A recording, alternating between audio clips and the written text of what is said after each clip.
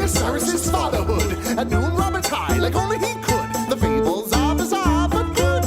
It's Myth Understood.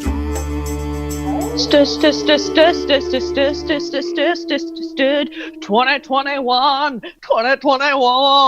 Oh, thank you for joining us, Cher. Hey, thanks for joining us for another episode of Myth Understood with me, Paul Bianchi, and her, Sarah Oliver. And her is very far from me right now. In fact, I'm looking at her via a Zoom call, and she is in the most beautiful environment I've ever seen her in before. Yes. This is my penthouse office, of course. Yeah, it's very unusual because you sort of like clip in and out. It's like you're like stuck mid to do a Star Trek thing. Like you're stuck like mid transporter phasing sometimes. Yeah. Well, so this background I used for the casting director workshops I signed up for, because if it wasn't this, I'll show you the one I had. What's the scary truth? When I first clicked on. Oh, the Jurassic Park background. I thought you were going to reveal your true background, and so I was like, "That's Sarah. I know you're not in front of a dinosaur right now." Yes, I am. So Paul, beautiful Paul. Clearly, this is the first time you and I have talked since the last episode, because we exist only in this show. Yes. So what have you been doing since December? Since December, I've been just trying to find a reason to get up in the morning. Oh, and it's not working? No, it's not. I was actually just thinking about how there's a couple of words that you and I like, and producer Daddy Jake likes. Okay. That sort of are fitting for this year, kind of more than ever. It's like feculent. Not feculent. We've got ennui, and what's the German word? And the German word is Fernweh, and and both of those things are very fitting for this year, because ennui, we just sort of have this like general being upset at the state of the world, and we don't know how to fix it. That's sort of the unrest that is caused by that. And then Fernweh is sort of similar to the German word Wanderlust, but it's like Wanderlust is like, I'm so excited to travel, I can't wait to see all these places. Whereas Fernweh is like, where I am is terrible, and I want to find someplace elsewhere where adventure and that crazy thing called life exists. So it comes from more of a depressing place. But I think both of those, if you're feeling ennui and if you're feeling Fernweh this year, I'm right there with you. Yeah. But since December, some crazy things have happened. Some good things have happened. What a fucking month, right? Like. It's only been the first month of this year. Yeah. It feels like the first year of this year. But you're back from Scotland, and I will be back in LA much sooner than I want. So there you go. It's important to note as well that if you are feeling that Fernweh that I was talking about, there is a shirt that says Fernweh right in our shop. Oh, is it really? Yeah. Actually, speaking of shirts, look at the shirt that I'm wearing right now. Oh, bitch, look at me! Yeah. You're wearing the classic pink with white Myth Understood shirt, and I am wearing the shirt designed by listener Nelly, and it's got... Oh, it's so great. Yeah, it's us riding the Chimera on blue. I love it. Yeah. Anyway, it's Egyptian mythology time. Or should I ask you what you were up to? Because you asked me. No. Fuck me, Paul. Fuck me. A peek inside our friendship? No, we talk very, very often. So I'll let you know. I've been in Texas. I've been surrounded by dogs. I've been reading a lot, and I have been Fernwehing hardcore, baby. Yeah. Well, today you're wearing a turban. It's a for my wet hair. Yeah. It's like a little hair wrap. Mm-hmm. And so it just feels like you're in the right state of mind for what we're talking about today. We're talking about Imhotep. We're talking about Khnemu. Oh, this is from the Mummy. And we're talking about the 7 Years Famine and how all three of these things are related. Is Inoxinamun a real thing? No. Fuck! So what do we know about Imhotep? We know that he was played by Priest? Both Boris Karloff and Arnold Vosloo in both The Mummy and the reboot. Wait, wasn't he also Billy Zane in one? He was not Billy Zane. Arnold Vosloo and Billy Zane look a lot alike, and to the point where South African actor Arnold Vosloo, when he's like walking around in South Africa, people are like, "I love you" in Titanic. Like they tell him that all the time. No. I swear to God, Billy Zane later took on this role, right? No. It's just Arnold Vosloo. She's going to look it up because she is convinced. But all three of them, Billy Zane included, none of them are of North African heritage. So go Hollywood. Okay, bitch, listen. Okay. Billy Zane was in the Scorpion King 3. Oh. Which is of the Mummy franchise. He's not playing Imhotep. He plays King Talus, though. Yeah. Okay. Which is weird. Like, if everybody thinks one of your main villains is Billy Zane, don't later cast Billy Zane as a villain. Maybe. I mean, it's just about creating that. I don't know, that Billy Zane hype, that classic Billy Zane hype. Sexual tension. So most of the Imhotep that's in these movies, it's basically they just took his name, and there's not really anything about the character history that is true. He's not a horny priest? He's a priest, but he's not a horny priest. It's the worst kind of priest. Yeah, most of the fictional character history is made up, and there isn't any indication that he was evil or lovesick or an undead sorcerer. Boring. Yeah.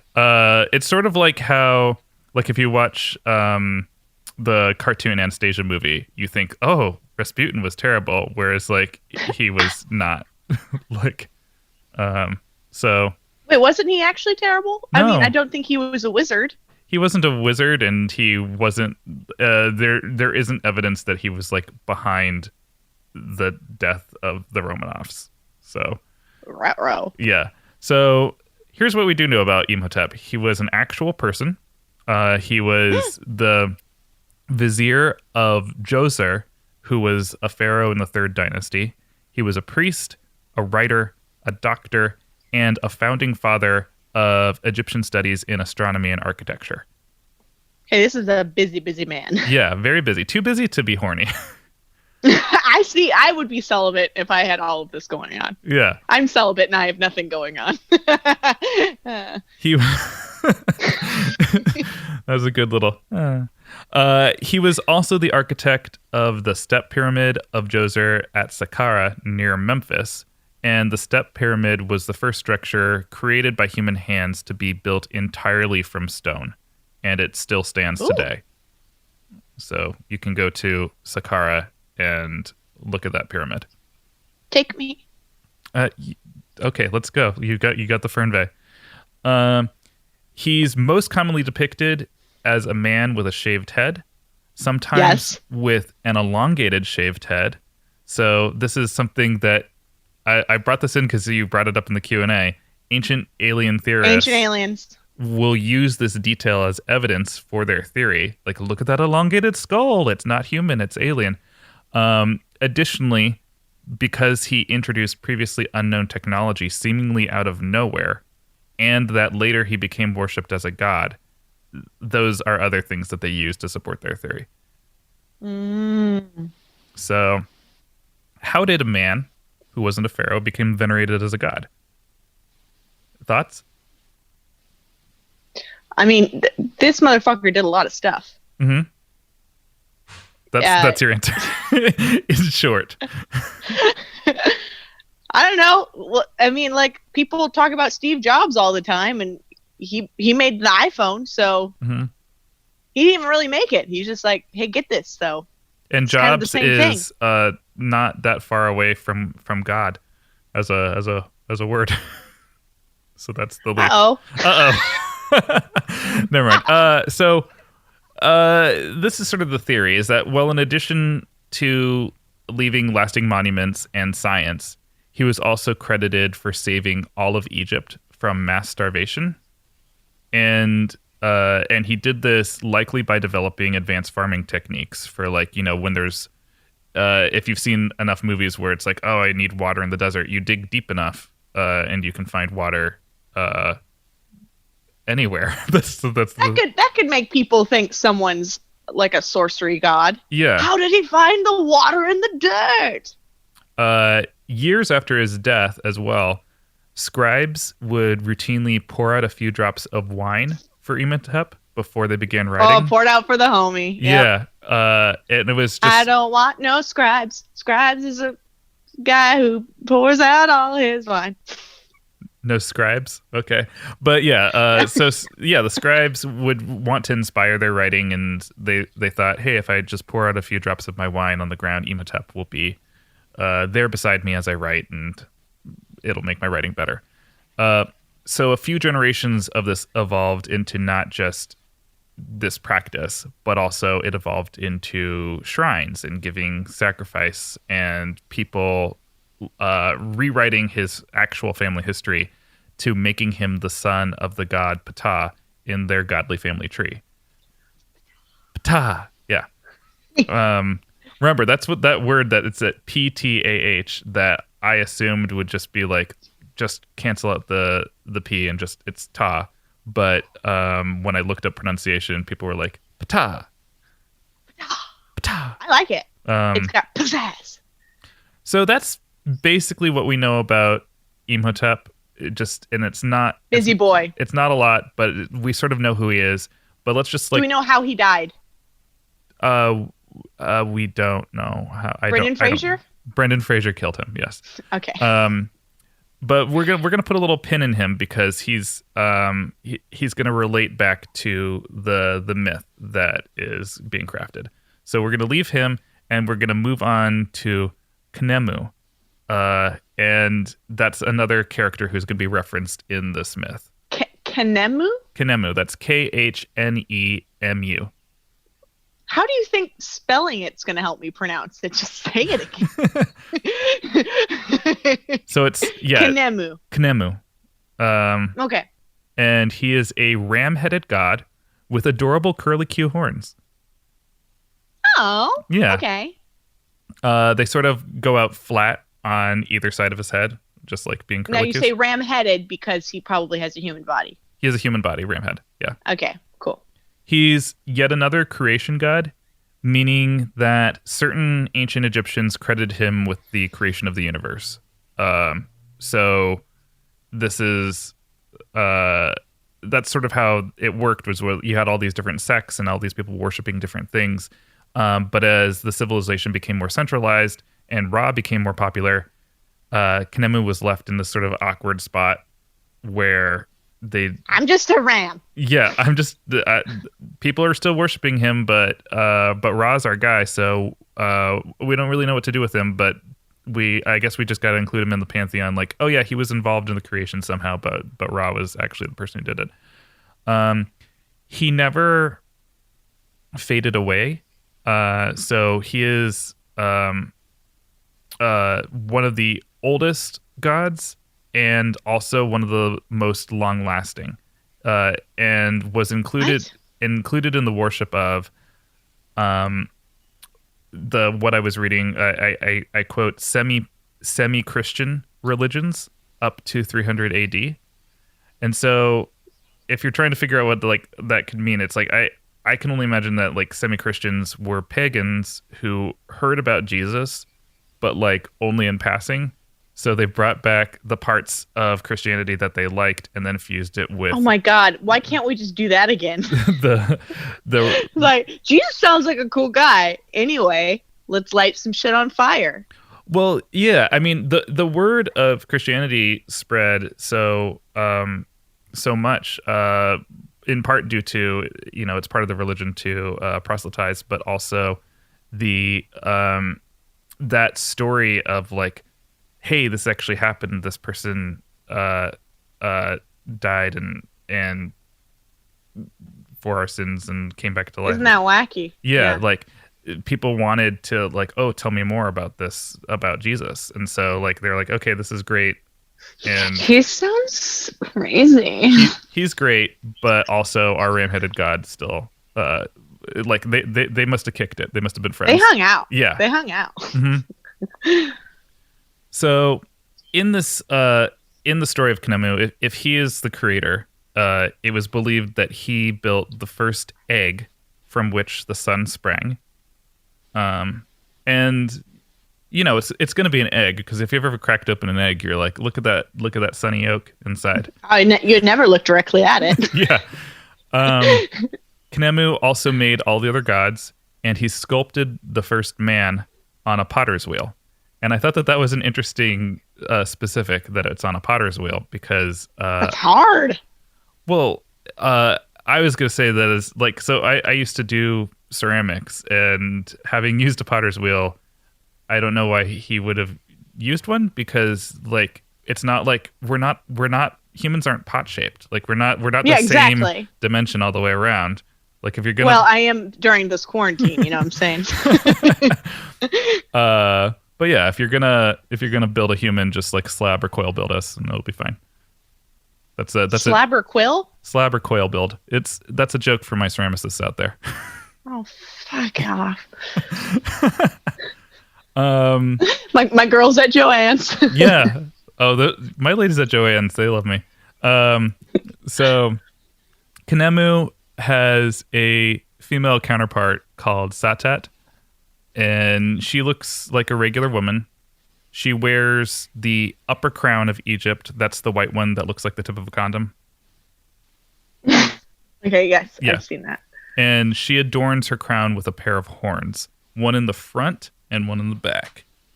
Ooh. And she is the goddess of inundation. What does she do? The inundation particularly represents the yearly flooding of the Nile.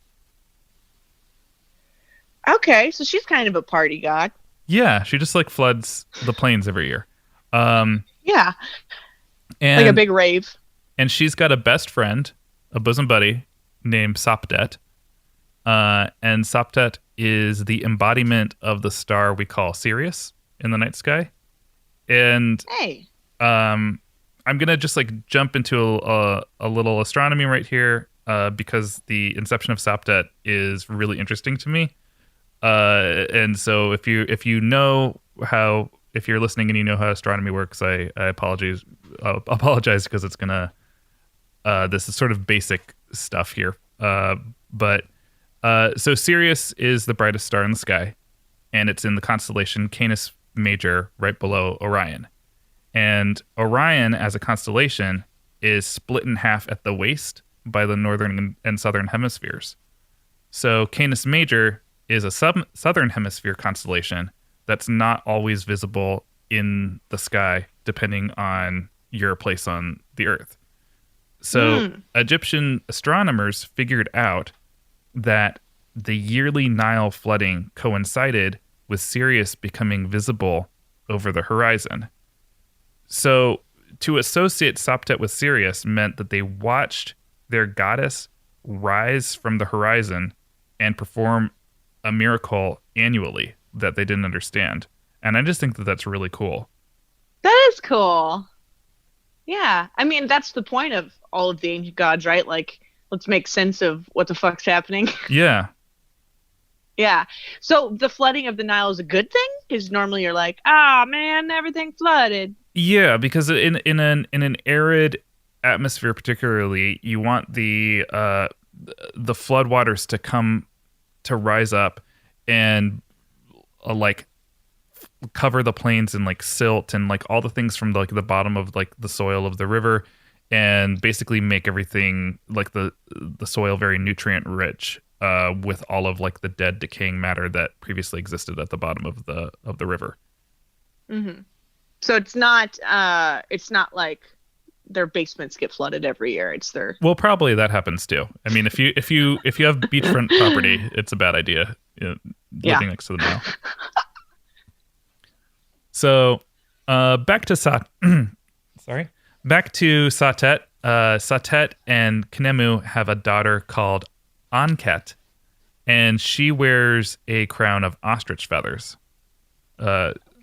She's fancy. She is fancy. Yeah, she's really bougie, and she's a water goddess who ensured the fertility of the soil in the wake of the flood. And great. The other thing that she did is that she goes through like a former Disney kid rebranding later on in her career as a goddess, because people started worshiping her less, and certain sects of Egyptians, they decided to transform her into a lust deity who was drawn with like really crude depictions with like her boobs out and like very large breasts, and like her like getting full Miley Cyrus's first adult album thing. Yeah, minus the large breasts, and getting and she would be crudely depicted like putting like snakes inside of her and like things like that, and she was worshipped by orgy cults, like cults that would just like get together and like fuck in her image or beneath her image. It could be one and the same. There could be farmers that have orgies. You don't know. Yeah. So that's a detour, though. We don't need to know about Anket for the sake of this myth. I'd like to know exclusively. I'd like a whole episode on what she's got going on. So the myth that both Imhotep and Khnemu make an appearance in or are referenced in is in the story of the 7 Years Famine, or the myth of why the Nile continues to flood every year. Okay. So this goes back to King Cheshire, and this is not spelled like Cheshire, like Cheshire Cat. This is Tcheser. That's my next guess. And he's the third king of the third dynasty. 18 years into his rule, a terrible famine breaks out. The inundation of the Nile was unsatisfactory, so maybe Anket was too busy getting lusted after to properly fertilize the soil. She was just too spent from all the orgies, I guess. Oh my god. Yeah, no, shove a couple snakes in there and he'll be busy for a while. Yeah. So the soil wasn't fertile. Grain was very scarce. Vegetables and garden produce of every kind could not be found. People were so desperate that they would rob their neighbors and sometimes fight and kill their neighbors in order to steal their grain. Wow. Young, healthy people who should be working in the fields or contributing to society, like they would walk outside and the heat and everything, like they would take a few steps, but they'd be so malnourished, and the heat of the sun would make them collapse to the earth. Wow. Old people would just like knowing that they were a burden on their families, would just like walk out into the desert and lie down on the ground, and just like people would find them like completely like sun-baked, and like people would just be walking over them and like crushing their like ashen bones with their feet. What? Yeah. Is that in there? Yeah. Is that in there that they crushed up old people? Yeah, that's all. What's funny is like, What the fuck? so this text that I found was very clearly it was transcribed from a pyramid text, and then I think transcribed into a language that wasn't English, and then and then Turn into a James Wan movie. and then translated into English. And so it was written very bizarrely when I found it, and so this is me making sense of it.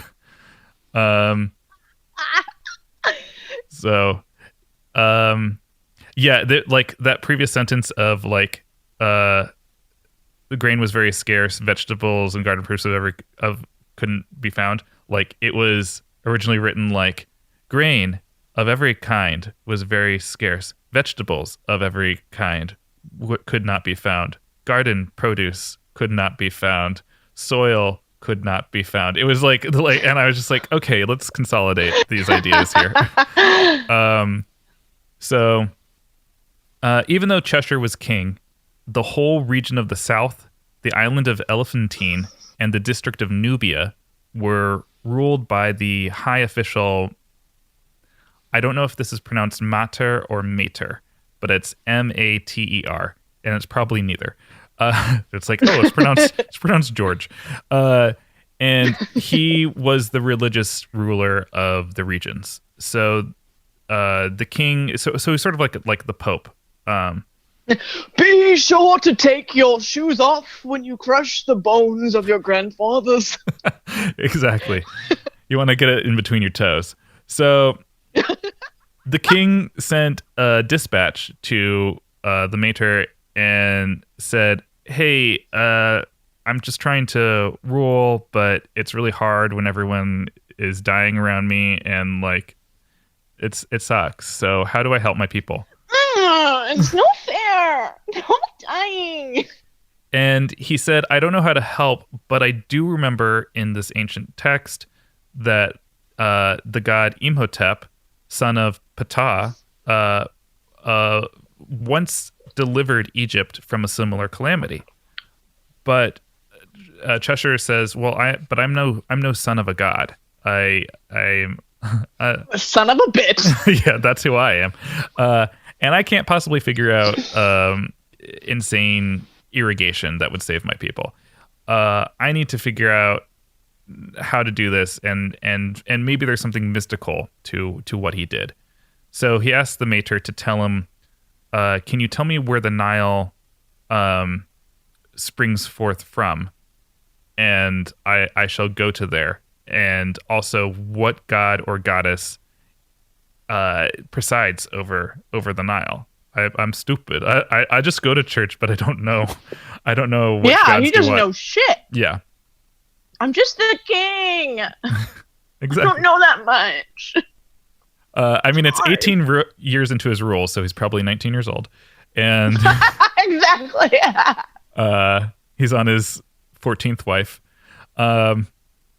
So in answer to his dispatch, the mater made his way immediately to the king. And he's like, oh, this is the first I'm hearing about a famine, because they're both well off and they're just like eating fine. And they're like, I don't know why I have less servants now, or why my servants keep changing. And he gave him information on the matters about his questions.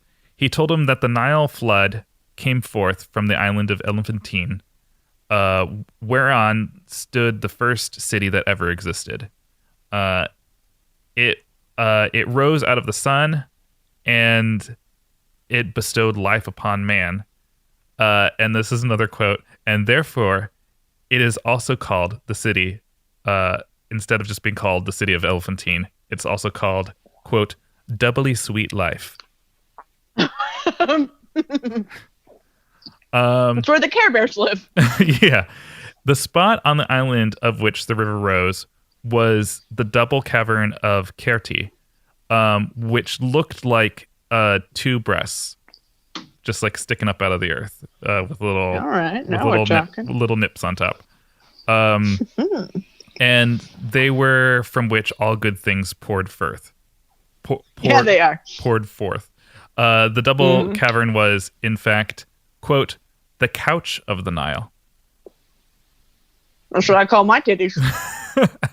And from it, the Nile god watched until the season of inundation drew nigh, and then he rushed forth like a vigorous young man and filled the whole country with water. Oh, I don't like how you just said that. Well, I'm sorry. Sounds like he just ejaculated. That's in there. You know our ancient Egyptians. They love their sex metaphors. That Nile god, by the way, is called Happy, and I'm going to tell you about him in a second because he's great. At Elephantine, he rose to a height of 28 cubits. But at Diapolis Parva in the Delta, he only rose 7 cubits. This is how high the water rises based in different regions. Very important to the story. And then he finally said, the guardian of this flood is Khnemu, and it is he who keeps the doors that hold the river floods, and he draws back the bolts at a proper time so that he doesn't flood the entire humanity. With his vigor. With his vigor. manly vigor. Mm-hmm. So then the Mater says, all right, so here's what you got to do. You got to go to Elephantine, if you didn't catch that from what I'm saying, or, what I called the doubly sweet life, and go there, go to the boob caves, and there is you'll find the temple of Khnemu, and Khnemu is not the only god there. You're going to find Sopdet there. You're going to find Anket, that crazy lust deity. You're going to find Hapi. You're going to find Shu. You're going to find Geb. You're going to find Nut. You're going to find Osiris, Horus, Isis, and Nephthys. This is just where they all live? Well, they're just going to be hanging out there, because temples are beacons to all gods. This is the temple to Khnemu, but you can also find all those other gods hanging out there if you call for them. So I'm going to tell you about Hapi for a second. He's the god of the Nile, and so he is the water that floods out. But when he's depicted, he's frequently depicted with women's breasts and a pregnant belly. Cool. And the other cool thing about him is that he's married to the goddess Buto, who is most frequently depicted as just a cobra. Like, she's not a woman with a cobra's head or dressed like a cobra. She is. We got more snake insertion. All right. Yeah. Or he's inserting into the snake. Who knows? Oh. So what a life he lives. That's Happy. So Cheshire is like, okay, got to go to Elephantine, and I'll do all those things. I'll talk to Khnemu, and we'll figure out this famine thing.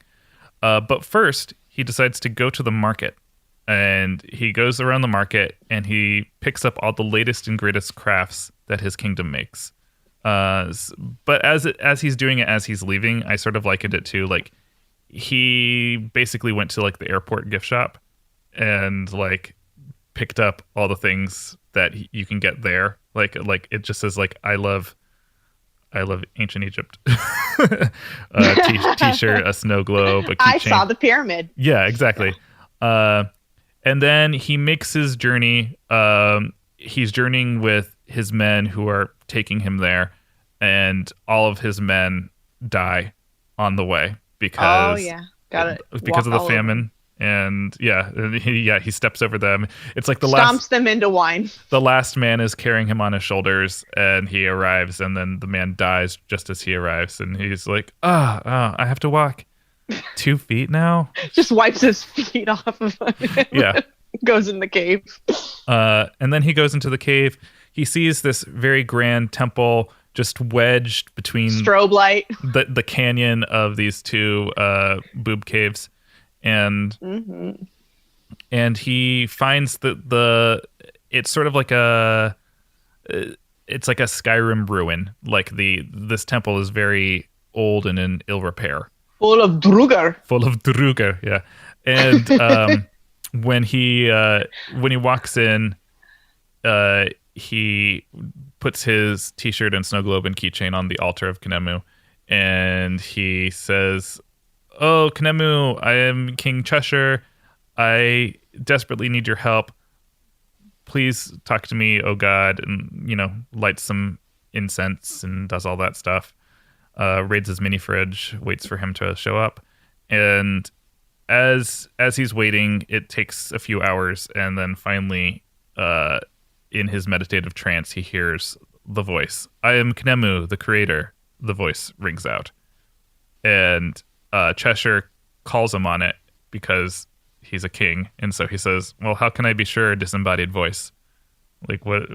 I could just be, someone could be whispering from the shadows, you know?" And Khnemu is like, "Fine, okay," and shows up in front of him. He's like, "Here I am. Here's my curlicue ram horns. I'm ready to go." And he says, "I am Khnemu, the creator. My hands rest upon thee to protect thy person and make sound thy body and give thee thine heart. I am he who created himself. I am the primeval watery abyss. I am the Nile who riseth at his will to give health for those who toil. I am the guide and..." Are you sure? I am the... Well, Sounds like... Don't interrupt me. "I am the guide and director of all men, the Almighty, the Father of the gods, Shu, the mighty possessor of earth." Now he's done. He sounds more like Tyler, the creator. Okay. He's a musician. Why does he sound like him? Because it sounds like he's making a song with all that. Like he's making a rap song. Okay. Well, I guess it could be. And again, Cheshire calls him out, though. He says, "Well, you said you do all this stuff, that you bring Nile to bring life and stuff, but like it didn't work out that well. The past 7 years, it didn't, like, the Nile didn't flood well enough to create fertile fields, and everyone's dying now. So can you This is the most passive aggressive way to ask for a favor I've ever heard. Well, it's the way kings commune with the gods. They feel like they're part of, like, hey, I have the divine right to rule, so I have divine right to call you out. So how about you get on that whole being a god of this thing that you say you do that you don't do? Oh, you're a god of the flooding? Okay. And Khnemu says, "Well, listen, I would do my godly duties, but you've all seemed to have forgotten that that's what I do. That's why I made this grand entrance. That's why I rapped for you. It's because you don't seem to know who I am or what I do. And you clearly don't, because look at the state of my temple. It's in disrepair. So how about you scratch my back and, I won't headbutt you." Wow, more passive aggressive. This is just like a bitch fight. And Cheshire responds to him, "All right. Okay, well, yeah, I guess I can send some men to repair this temple. But I can only do that if I have men who are of sound mind and body who can do this labor. No one can do this labor in this heat without any food." And Khnemu says, "All right, okay. Here's what's going to happen. The doors still work that let forth the flood. Sapdet, Sadet, hop to it. We're gonna start flooding the Nile better. Ankets, come back from your orgy. Get over here. You need to make sure that the soil is fertile. I can." And Khnemu promised that the Nile should rise every year, just as it had in the olden time, and described the good that would come upon the land when he made an end to the famine. And Cheshire says, "Great, that's what I came for. Now how am I going to get back? Oh gosh." And so he just walks all the way back by himself, nearly dies on the way back. Why doesn't he just take the river? Just do the lazy river way. No, if it's flooding again. He hasn't made it flood yet. Oh. He had to fulfill his side of the bargain first.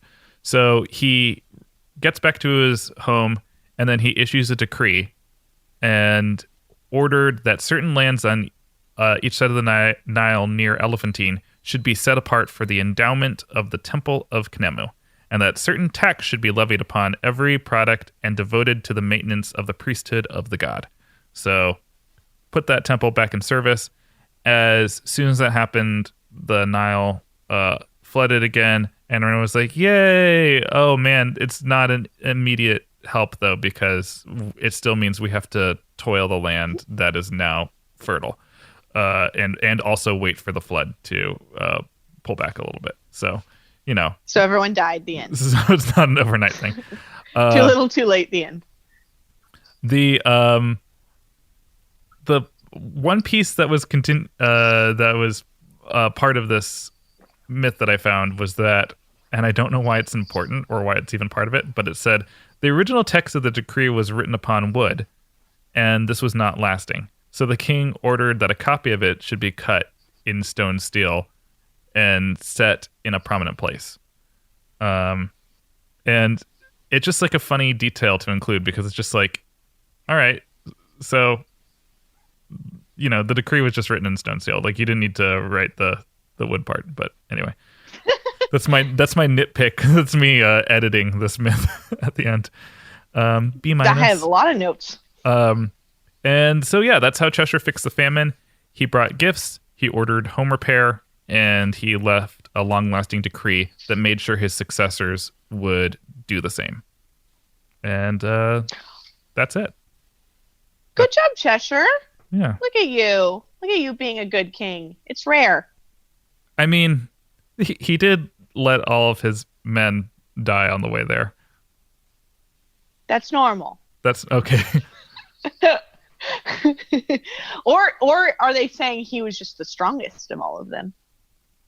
He was so mighty that he was like, I this is my destiny, this to do this shit for my people. I mean, I'm sure his PR team spun it that way. Egyptian PR team. Well, that's a beautiful story of snakes and all sorts of orifices. Thank you. Yeah, and now you know all about why it's important that the Nile floods. I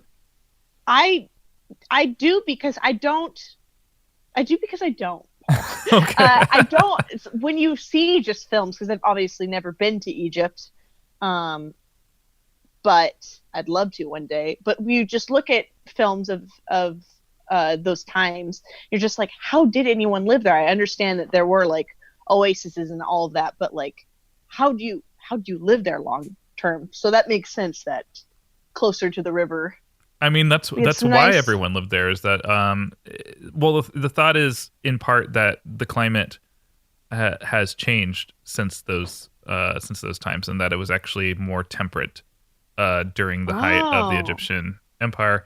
But also, as you talk about oases, that the banks of the Nile River are in effect one giant long oasis down that stretch of river, which is the only way that their empire reached the heights that it did, and why people settled, because that whole area of northern Africa has such a rich history of people being sort of like the indigenous people of North America and moving from spot to spot, because it was about, well, I guess the indigenous people were knew that it was about sustainability here, in terms of like, oh, we don't want to completely hunt out this region, or we don't want to deforest this entire spot.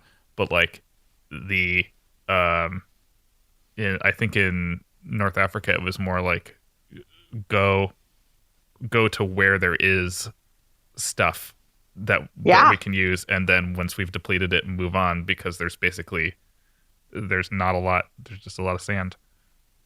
Well, yeah, that's all of human history. Yeah. Let's take everything and move on. We're still doing it. Yeah. Cool. It's good to have Billy Zane and Billy Zane's stand-in. Arnold Vosloo? I don't think Arnold would appreciate that. I mean, he knows. He knows. But he fucking knows. Oh, it's beautiful, Paul. Thank you. Thank you for this blessed myth. I really like the snake vagina. I do. I like how just DTF everybody is in Egyptian mythology. I think yeah, everybody seems pretty liberated. Yeah. I don't know if we talked about it, but it was kind of brought to our attention by a listener, and it was a detail that I didn't really talk about during Greek mythology, but there were certain goddesses that were known as virgin goddesses that the debate is whether or not they were actually chaste or if virgin just meant unwed. And so I sort of think that seems more likely, and that, it's sort of a more modern interpretation of what, or translation of what it meant by, like, oh, well, you had Hestia and Artemis and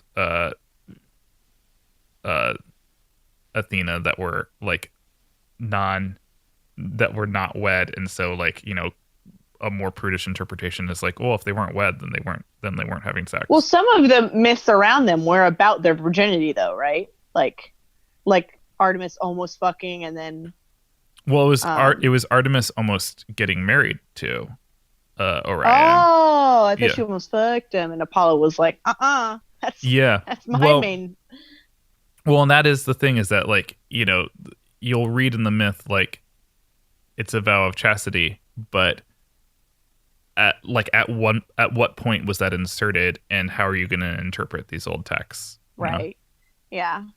Plus, everything has that that layer of post Christianity interference of things too. Yeah.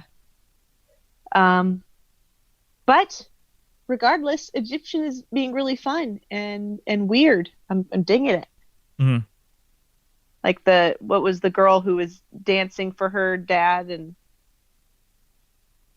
no, that wasn't her dad, was it? Oh, you're talking about how Hathor did the silly dancing and flashed her vagina? Yeah. Yeah. Mm-hmm. See? Love it. Keep it. Great. Never change, baby.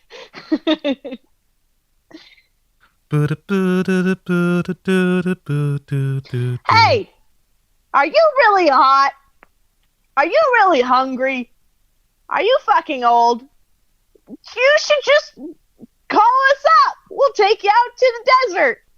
Yes, our team of assisters of giving up during a famine will take you on our camels and ride you out into the desert, plop you on the ground, and just that's the end of you.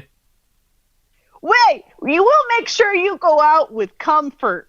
We'll lather you up with some sun oil stuff, and you're going to look great before you are expired. We will cover you with frankincense, myrrh, and lavender, and make sure that you don't stink up the joint too much as you're rotting in the sun. You're already a burden to your family. Die!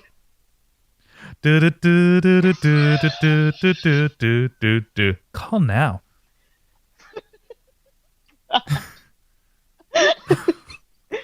Wow. Oh, he was the worst. It was really graphic. Yeah. Yeah, he was. He was not great, but he was the best because the Nile floweth, don't it? Yeah. I have a lot more faith in Imhotep being the one who actually solved things with, sciences of proper farmland irrigation. A knocks and a moon. Anyway, well, thanks for listening to this episode. It's definitely our first time doing this from a distance. I hope that it was still enjoyable. What the fuck?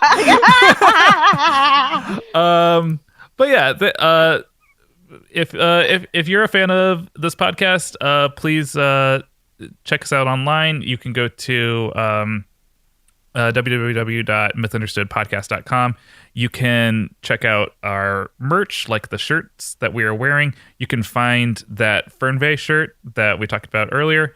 You can also become a patron on our Patreon, and we have made a resolution to be the best Patreon people that have a Patreon. So we'll see how that goes. And you can also join our Discord community, our new Discord community. And I'm really excited for that. I like that interaction, gift sharing, link sharing, all of that stuff that will just like make us feel... I'm on it, but I don't get it. Oh, yeah. So, Sarah, you can go on there and interact with anyone who's part of the entire Dragon Wagon radio community and share just anything that you find interesting or unique. And it's like a group chat. Yeah, it's sort of like a big group chat. But I think it'll be nice too, is that if like specifically with our Mythfits, that like everyone always has these interesting ideas or about mythology, and if you're only connected with us via Twitter or Instagram, it's sort of like we get a lot of direct messages, but now it's like people who want to share with everyone who listens to us. It's just like, it'll be a great little community for sharing. We're like our own subreddit. Yeah. That we're involved in. Yes. Okay. Well put. Let's all buy GameStop stock. That's all we're doing on Discord. So yeah, you can also, of course, always follow us on social media. You can find us at _mythunderstood. You can find Sarah at the Sarah Oliver, and you can find me at the Paul Bianchi. Please continue to rate and review us on Apple Podcasts, and keep being wonderful, lovely people. Keep doing it because you do it so great. We love you all. Night night. Night night. Hi, I'm Jake Lloyd Bacon, and I am a lifelong pro wrestling fan. And I'm Alexandra Hoy, a new fan of pro wrestling who was surprised to fall in love with it. It's much more creative than I ever gave it credit for. Yeah, people sleep on pro wrestling, but it's so much more than most people think it is. It's theatrics, athleticism, comedy, and decades worth of larger-than-life characters that I have to catch up on. So what better crash course in wrestling history than WWE's iconic Royal Rumble match? Every year, 30 wrestlers compete in one massive match, and we're watching all of them. We pick a year at random out of our jar o' rumbles and watch it in real time right alongside you in our enlightening podcast, Me, You, and 30 Other Men. So join us at meyouand30.com or wherever you podcast.